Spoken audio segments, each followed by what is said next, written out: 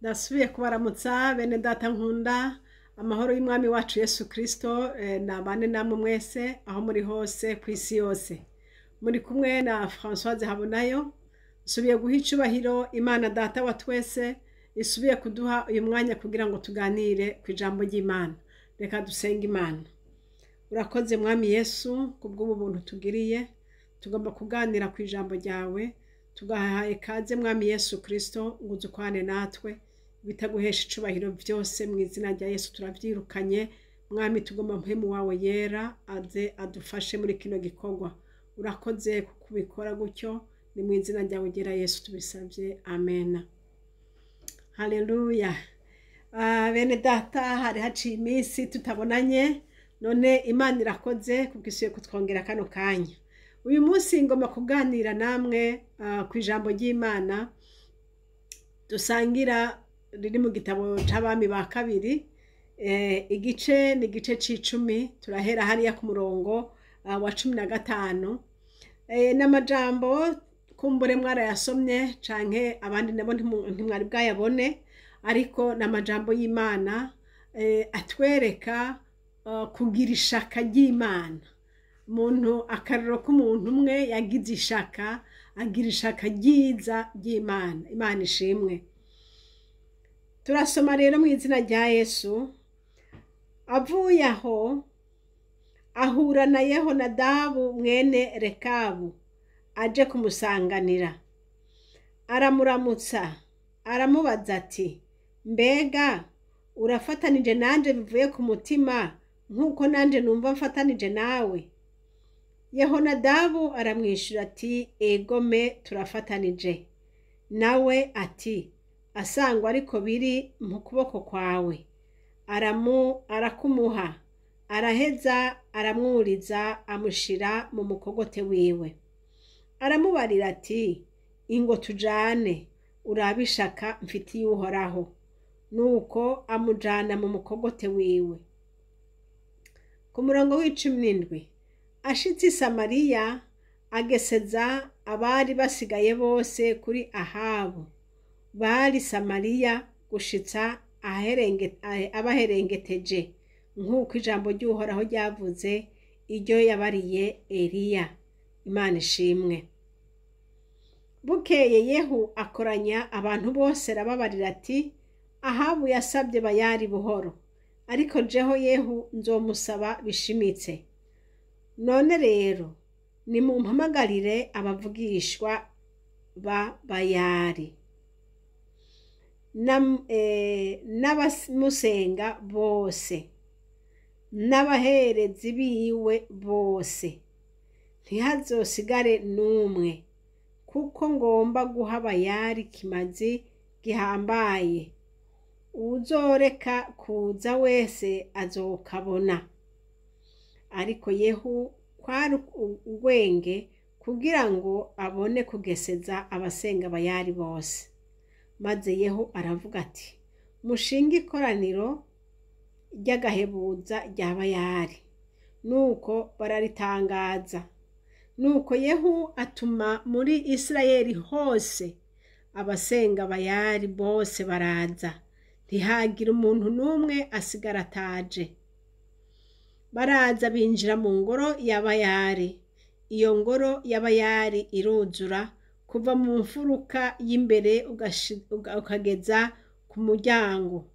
Maze abarira uwujejwe ububiko bw'imyambaro ati, zanira abasenga Bayali bose imyambaro.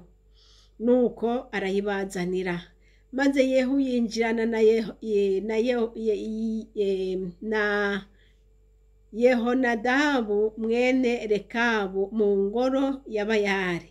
Abarira abasenga Bayali ati, nimusuzume murabe ntihagire n'umwe mu bantu b'Uhoraho yoba ari ngaha atari abasanzwe basenga Bayali bonyene. Nuko arinjira ngo atange ibimazi yose n'ibyo koswa. Ariko Yehu yari yanyegeje hanze abantu 80. Arababarira ati, aba bantu nshize mu maboko yanyu, niharamuka hagize ubatoroka uwo atorokanye arasubira mu gishingo ciwe apfe. Maze ahejeje guturira ibimazi abarira abacungera irembo n'intwazangabo ati nimwinjire mu bice ntihagire ubasohokana n'umwe. Nuko babatikirisha inkota. Maze abacungera irembo n'izo ntwazangabo zibakwegera hanze baja hirya ahihishije muri iyo ngoro ya Bayali. Inkingi zari muri iyo ngoro ya Bayali bazijana hanze baraziturira, maze bamenagura na za nkingi za Bayali, basenyagura iyo ngoro yayo, bayihindura akazu ka sugumwe gushitsa n'ubu. Uko niko Yehu yaherengeteje ya mana Bayali akayikura mu Bisirayeli. Imana nihabwe icubahiro. Uyu muntu dusomye yakoze igikorwa kinini cyane kandi agikora nk'uko Imana yari yavuze. Twasomye yuko Imana ngo yari yatumye Eliya yuko bakwiye gukuraho aba bantu bose basenga Bayali. Imana ishimwe. Imana yari yababaye, igomba ko hagera igihe cyo kuvangura. Mwene data uri kurankurikira aho uri hose, iyi nkuru yaranyigishije ubwanje, arico gituma nanje ngomba gusangira namwe amajambo. Aha turabonye umuntu yitwa Ahabu ngo yahora asenga ibigirwamana, yahora asenga Bayali, kandi uyu nawe yari afise abantu bari ku ruhande rwiwe nawe nyene bamufasha gusenga uyu Bayali.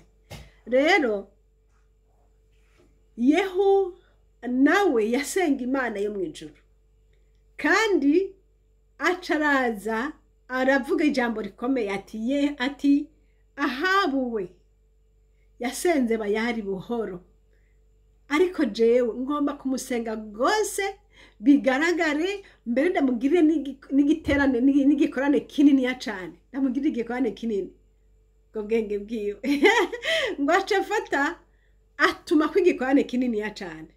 Igikorane kinini ngo abantu mwese musenga Bayali muze, ndagomba gushikanira Bayali ibimazi bikomeye cyane. None rero natangaje mu gihugu cyose muze mwese, abasenga Bayali mwese muze mumfashe dushikanire uyu Bayali wacu ikimazi. Ngo ariko uko kwari kubabesha, bwari ubwenge kugira ngo bashobore kwegerana. Rero ngo baca baraza ngo hariya ku murongo wa 21 ngo nuko Yehu atuma muri Isirayeli hose abasenga Bayali bose baraza, ntihagira umuntu n'umwe asigara ataje. Muri Isirayeli yose, yumvire mu gihugu cyose, aratuma ko bose abasenga Bayali bose. Nagenera bibutse yuko murazi neza Abisirayeli bari barabonye Imana, kandi yabanye nabo, yagiye ibiyereka. Ariko twagenze tubona ingene abantu bamwe bagenda ari kivange, hagenda hari bamwe bubaha Imana n'abandi basenga Satani, basenga Bayali. Urumva vyamye biruko. N'uyu munsi bene data niko bimeze. Abantu hari uruvange, hagombe haba mw'isengero hari uruvange, hagombe habe mu magrupa y'abantu basenga usanga harimo uruvange. Ariko abasenga Bayali kenshi ntibiyerekana, bagomba kwitwa ko ari abantu b'Imana, ariko bakamusenga mu mpisho, mugabo mu bigaragara bakerekana ko ari abantu b'Imana. Rero hari ikintu kigoye gusobanura ivyizerwa by'umuntu. Murazi ko by'umuntu yizera biba mu mutima. Si kenshi umuntu akunda kugaragaza position yiwe kiretse abiyemeje nyene, ariko abenshi bakunda kubinyegeza. Rero ubu rero iyi strategy yakoresheje uburyo butuma umuntu ni aserura ikiri ku mutima, kuko yaravuze ati jewe rero nanje ngomba gushikanira Bayali Kimazi. Umuntu yitwa Ahabu yarakoreye Bayali ariko yamukoreye buhoro, ariko jewe ngomba gukora ikintu kidasanzwe. Aca tumako bose ati abantu mwese mu Bisirayeli, mu gihugu c'Abisirayeli mwese aho mutumbereye, umuntu wese azi ko ari muri iki gihugu asenga Bayali, tuzohurira aha dutanga ibimazi. Bose ngo baca barashwa baduka. Twasomye ngo yaciye abwira ati abantu babika impuzu, ati zana impuzu mu mwambiki aba bantu bose bavuze ko basenga Bayali, mwe bose mubambike uniforme. Baca bazana impuzu zibaranga ko basenga Bayali. Aha rero bya bindi byo mu mutima byo kwinyegeza birasohoka. Ubu umwambaro ugaragara ati jewe nsenga Bayali, n'umwambaro wayo nguyu ndawambaye. Bose mu gihugu cose n'abahora binyegeza ubu bari umwanya wo kwerekana, kuko babonye bati raba udutwara nawe asenga Bayali, none ninde yosigara atagiye? Hariho n'abandi batari basanzwe basenga Bayali, mugabo kubera yuko babonye ati kweri na Yehu kumbure ngira ngo rega niyo Mana y'ukuri, niba na Yehu avyemeye reka natwe tugende. Ugasanga hariho abandi bashobora kugenda bitwaje ngo kubera yuko Yehu nawe nyene yemeye, kubera ko Yehu nawe nyene yahava abibona, ngira ngo nivyo vy'ukuri. Uyo nawe bakagenda. Ndababarire bene da, abantu barabira ku bandi mubihange mu minsi yahera arakayunguruzo kaje, abantu bakavuga ngo uko nanaka yavyemeye, oya ngo nanaka yavyemeye, ngo nanaka kweraba benshi bagaca babikora ngo kubera yuko ngo nanaka yavyemeye. Abandi bakagenda bakabaza abantu ngo nangwa kiriya kintu ukibona gute? Yavuga ati je kiriya kintu reka bijya barabesha bimeze ukunuko. Ugasanga abandi bati ngo nanaka yavuze uko, bagaca bahindura position bari bafise, bakava ngo kubera yuko nanaka yavuze uko. Nshuti mugenzi, urabibona aba bantu bakurikiye Yehu bakagenda bakeza gusenga ibigirwamana kandi batahora babisenga ngo nuko babonye Yehu nawe nyene yavyemeye. Aba bantu niba baragiyemwo nabo nyene batikiye hamwe n'abandi, ariko Yehu wewe yariko arakoresha ubwenge, yagomba kwegeranya abantu bose basenga Bayali. Ariko ndagomba ndakubwire yuko umuntu wese avuga ngo senga Imana ariko yishimikije naka wundi ata Yesu afise muri we, nawe nyene senga Bayali, nawe nyene akakagamo ko mufata, kuko atizigiye Imana rurema, kuko atamigenderanire na Data wa twese afise, kuko agihagaze ku bantu, kuko agihagaze kwijisho ry'abantu. Ariko ntitwahamagariwe guhamagara kwijisho ry'abantu, ahubwo twahamagariwe guhagarara kwijambo ry'Imana no ku Mana yaduhamagaye. Haleluya, Yesu ashimwe. Yehu rero ashavuga ati nimubambike rero abo bantu bose biyemeje ko baje gutanga ibimazi bya Bayali, mubambike impuzu bigaragare, biyemeze neza, bimwe byahora biri mu mutima bavyambare hejuru, abantu bose bibagaragarire.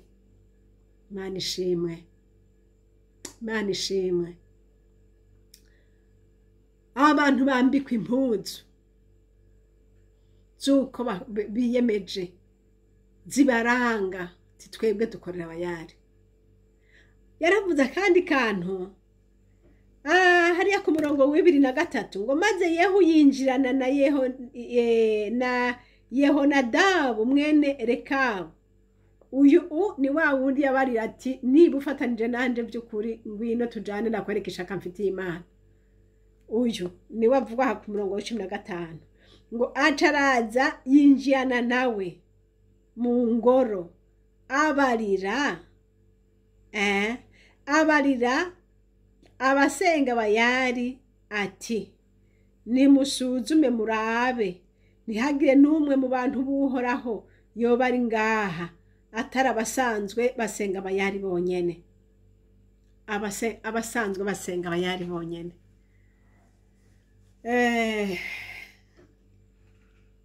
Baca rero ngo bararabana iruhande, umuntu wese araba uwo bari kumwe.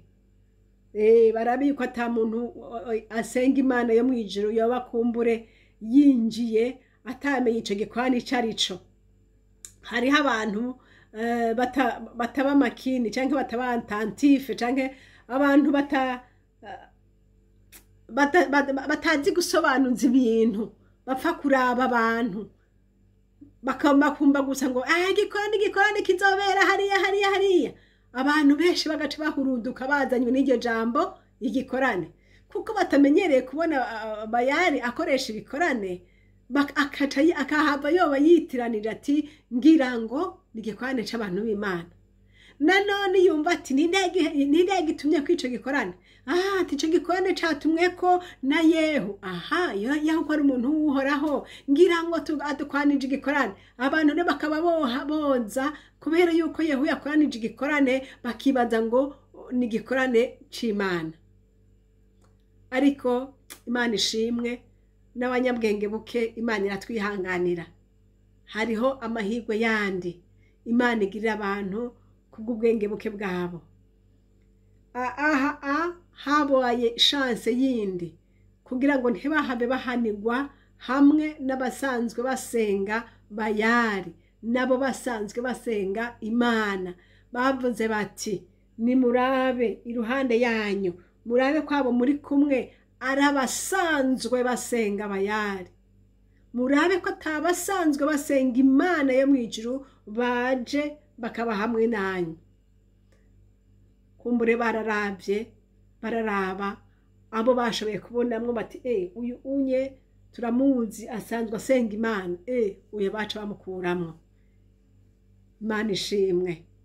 Imana igutabare mwene data, igukura ahantu woba wagiyeyo utabizi, igukura ahantu woba watwawe n'ikivumbuzi bitavuye ku gushaka kwawe, ariko Satani akaba yaguteze. Mwami Yesu Kristo agukureyo aho hantu. Haleluya. Ukuboko kw'Imana kugukureyo kugira ngo ntuhanirwe hamwe n'abasanzwe basenga Bayali nawe utarimwo. Imana ishimwe. Hariho chance Imana igenda iha abantu. Abantu b'ubwenge buke nka jewe, abantu b'ubwenge buke nka wewe, Yesu arabiyumvirako akavuga turiya yagiye kubwo kutiyubara gusa, ariko ubundi yari umuntu w'Imana. Haleluya. Imana ishimwe, urukundo rwiwe ni rwinshi. Haleluya. Rero uyu muntu ati rero byoshoboka hakaba hariho abantu bitiranije kigonero gikorane, nimurabe mpemu yera ni mwiza. Mwami Imana araturaba akatubwirira imbabazi, akavuga turiya yaguye mu bintu atazi. Yaguye mu bintu atazi, ni mumukureyo. Yesu nahabwa icubahiro. Mwene data Yesu aragukunda. Mwene data Yesu arakwitayeho. Mwene data Yesu Kristo ibyawe arabizi. Arabizi bya bindi wagwamwo kubwo kutamenya kwawe. Arabizi na bya bindi wagwamwo ufise intumbero ubizi neza. Ariko ukuboko kw'Imana kurahari ngo kugutabare. Imana ishimwe. Rero baca bararaba uwo basanzemwo yajemwo kubwo kwihenda, aravamwo baramukura muri ico giterane. Imana ihabwa icubahiro. Bamaze guhakikisha yuko bose abaraho aribo ubwo rubanza ruraba, baca bakora iki gikorwa rero cabazindukanye. Igikorwa cabazindukanye co gukura mu Bisirayeli abantu bose basenga Bayali. Barabakuraho ngo hariho ikindi abandi bantu benshi bari bashizwe ku ruhande bajeje gukora ico gikorwa. Ngo baca bavuga ati umve rero ngo igikorwa ngiki mwese ni muze ntihagire n'umwe abacika muri abantu bose basenga Bayali. Bene data bakunzi, aya majambo n'amajambo akomeye cyane. niba mwene data wewe wiyemeje gukorera satani, nta kindi satani atanga urupfu. Ariko wiyemeje gukorera Yesu, Yesu atanga ubugingo. Urupfu ni iki? Urupfu ni ugupfiriye mu byaha mwene da. Ariko abapfuye bari muri Kristo Yesu bo baba basinziriye. Twese tuzosinzira, twese tuzova muri iyi si. Ariko uzoja he? Mbega uzoba upfuye canke naho uzozukira ubugingo? Kuva muri uyu mubiri nibisanzwe, nta muntu atazowuvamwo. Uyu mubiri ntituzowamana, tuzowuvamwo. Ariko aba bantu bava mu mubiri batamenye Yesu, bava mu mubiri batakoreye Imana, bava mu mubiri batihanye ibyaha, aba bantu bari mu kaga gakomeye kuko baba bakorokeye mu mamoko ya satani koko. Mwene data, jambo ry'Imana riratubwira ngo tuba abantu b'ukuri, tuba abantu b'abanyakuri. Imana iranka abantu biyorobeka, Imana iranka abantu b'ikivange, Imana iranka abantu berekana etikete badafise. Uri umuntu mubi ukerekana ko uri umuntu mwiza. Imana dutabare. Igihe cyo kuvangura kirashitse, mpemu yera ariko aravangura. Abasenga Imana b'ukuri bamenyekane, abasenga Imana b'ukuri bagaragare, n'abasenga abayari bagaragare. Imana ishimwe. Twasomye ahantu ngo abasenga abayari bose bamaze kwegerana, bamaze kuvangurwa bakavanwa mu bandi, bakavuga bati bimwe twara twinyegeza mu mutima, heraba rero turaba. Bishoboka ko bahora bagenda nabo mu ngoro y'Imana, ariko ku mugoroba bakagenda gusenga abayari. Bishoboka yuko bashaka kuba ku murango baririmbira Imana, mwijoro bakagenda muri boîte hamwe gutamba hamwe n'abandi. Bishoboka ko ku murango bakora ibikorwa byiza by'Imana, ariko mwijoro kabasanga mu bubare, kabasanga mu nzu z'abamaraya. Bishoboka ko ku murango usanga bariko barakorera Imana mu buryo kanaka, bagenda gusura abagwaye, ariko kumbure mu yundi mwanya utabona ugasanga bicaranye n'abanywara umugi hariya mu kindi cumba. Niko bimeze. Hari uruvangi rwinshi cyane muri iyi myaka. Ushobora gusanga ari umuntu yambaye ikoti y'umukozi w'Imana, ariko ku mugoroba ukamusanga yambaye ikoti ya satani hariya epfo. Data dutabare. Ibyo kwinyegeza birahari kandi umuntu arabishobora kwinyegeza, kiretse data wo mwijuru abishatse umunsi wo kugufukura n'umwe.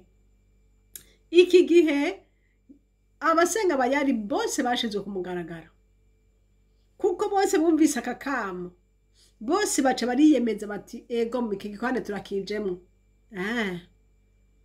Si icyo gusa baje ati reka tubambike n'umwambaro baranga.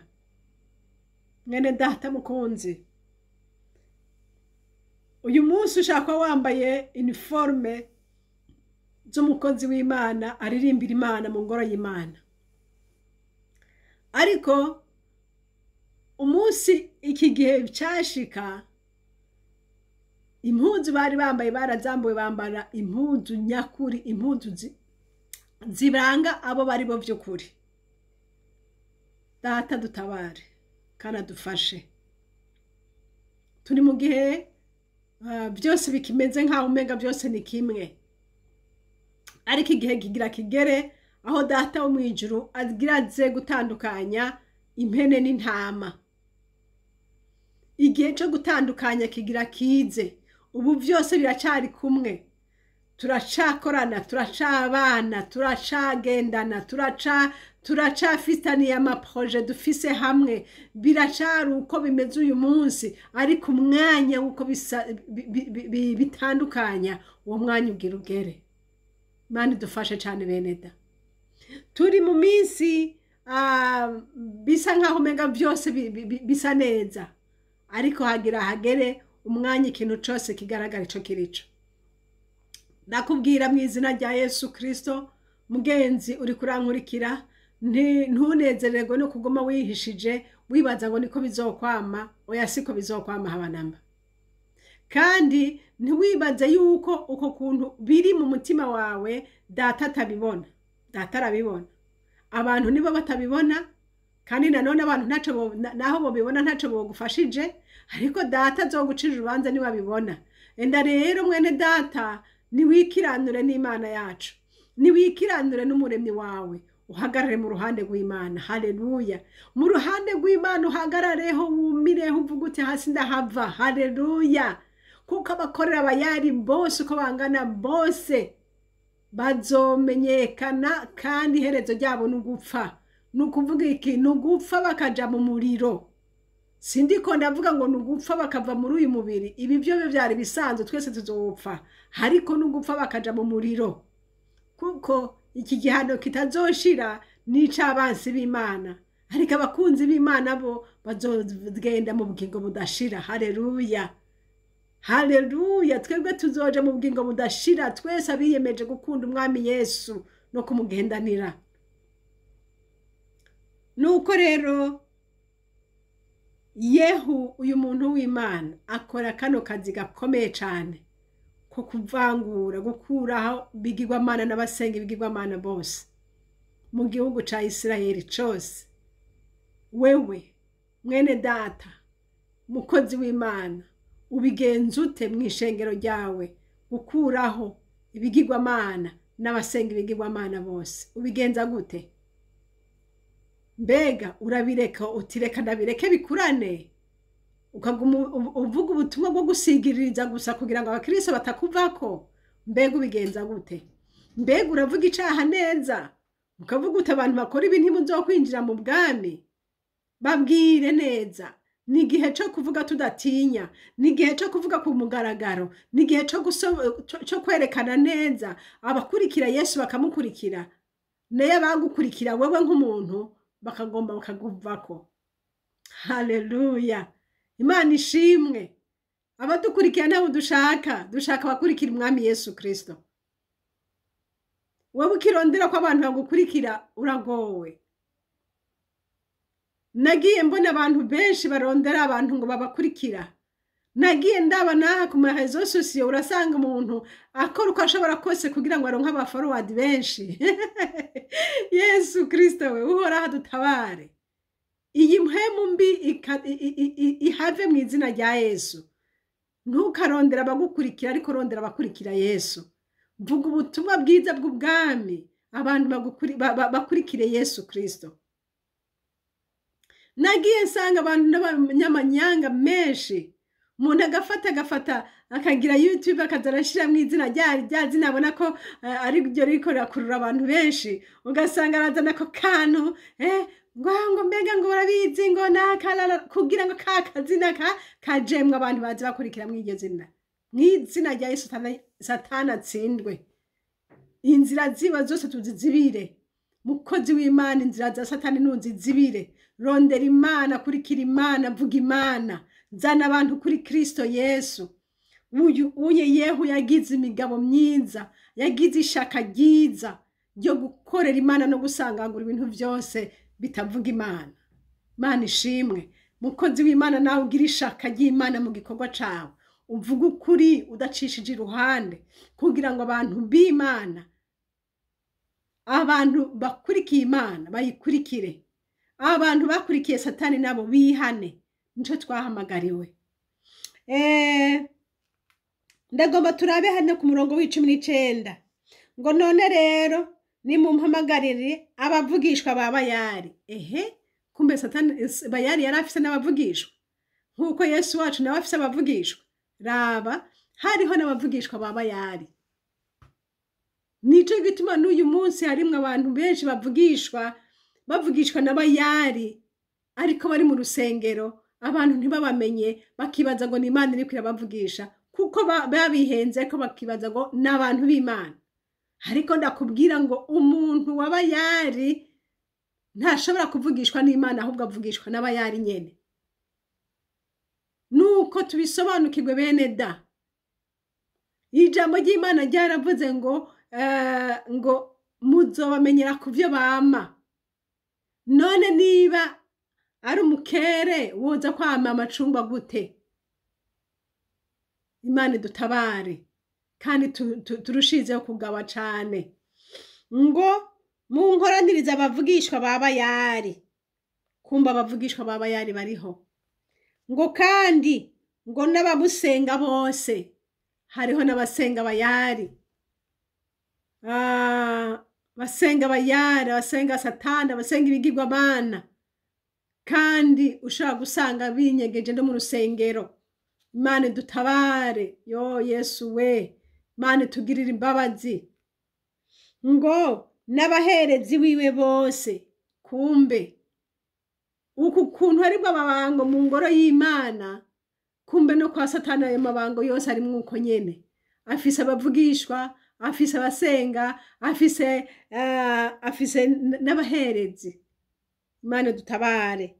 Ngo ntihazosigare n'umwe muri abo bose ko bangara, ntihazosigare n'umwe. Uhora hadufashe. Aha nabonye amajambo akomeye cane. Nangomanye amajambo akomeye gose kumenya neza yuko ushobora kubona abantu bakora ibikorwa ukibaza ngo bakorera Imana, ariko ukorera Imana nimba uhagaze mu Mana. Mana dufashe cane, kuko ico turico nico dukorera. Uwatubamwo niwe dukorera. Imana idutabare, uwo tubamwo niwe dukoresha. Imana ishimwe.